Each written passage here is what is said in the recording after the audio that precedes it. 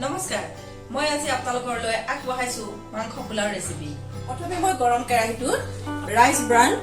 অইলটো ব্যৱহাৰ কৰিম মই 200 গ্ৰাম তেল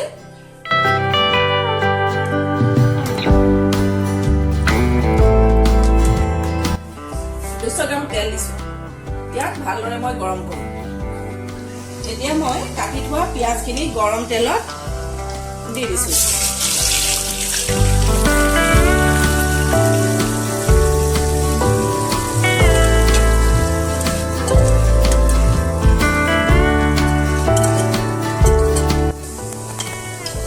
চাওক মই পিয়াজ ভাজি ভাজি ভাজি ভাজি ৰঙা কৰি ললো এতিয়া ইয়াত মই তেজপাত কিটা দিম এতিয়া ইয়াত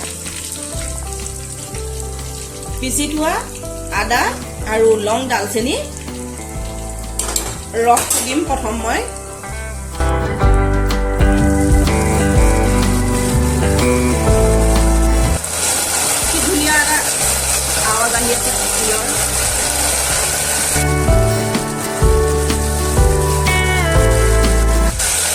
এতিয়া মই ইয়াত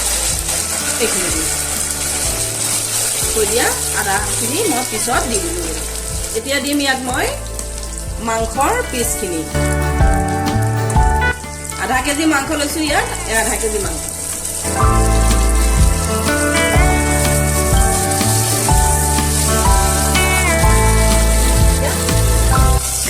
এতিয়া মই ইয়াত জোখমতে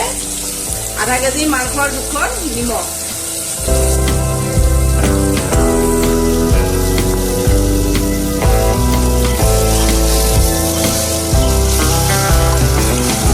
প্ৰায় মানে ৰঙা হৈছেগে আৰু মাংসৰ পিচখিনি ৰঙা হোৱাৰ আগে আগে মই অলপ বুট ঢালিছোঁ বুটটো অলপ মিক্স কৰি দিলে পোলাওটো খাই অলপ বেছি টেষ্টি হ'ব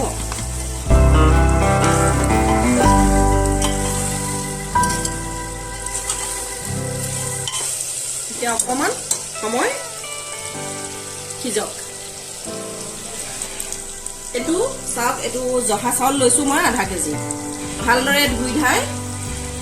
অলপ আগত তিয়াই থৈছিলোঁ এতিয়া টুকি টাকি লৈছোঁ ইয়াত ঢালোঁ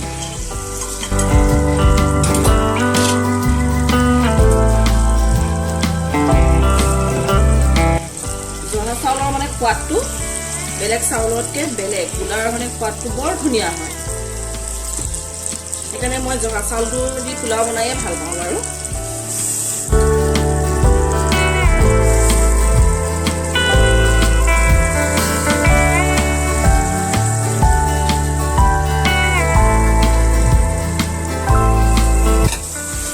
ভালদৰে মিলাব লাগিব আৰু লৰাই লৰাই ৰঙা কৰিব লাগিব এতিয়া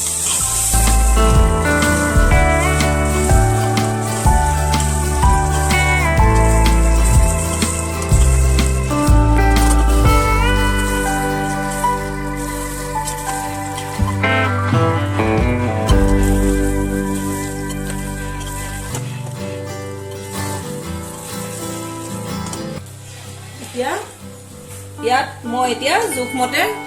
বইল কৰি থোৱা পানীখিনি দি দিম অলপ জোখমতে পানীটো দিওঁ মই এটা আন্দাজত জোখমতে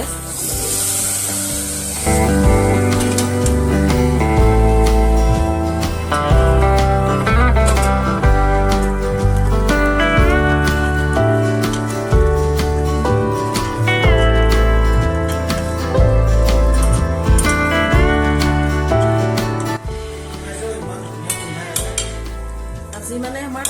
খানাটো হ'ব পোলাও মাংস পোলাও এতিয়া কুকাৰৰ ঢাকনিটো লগাই দিওঁ চিটিটো আহিলেই পোলাওটো ৰেডি হৈ যাব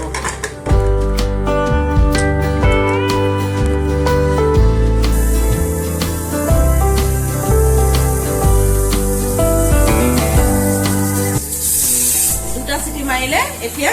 পোলাও ৰেডি হৈ গ'ল নমাই দিম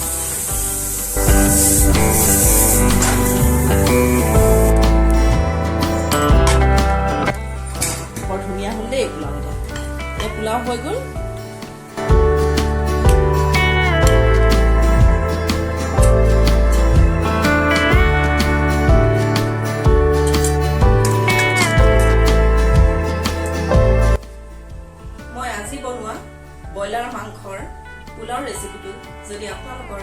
ভাল লাগিছে তেন্তে এদিন বনাই খাই চাবচোন আৰু যদি মোৰ ভিডিঅ'টো ভাল লাগিছে তেন্তে মোৰ চেনেলটোত এটা সাবস্ক্ৰাইব কৰিব আৰু মোৰ ভিডিঅ'টোত মাংস ৰেচিপিটোত এটা লাইক দিবলৈ নাপাহৰিব নমস্কাৰ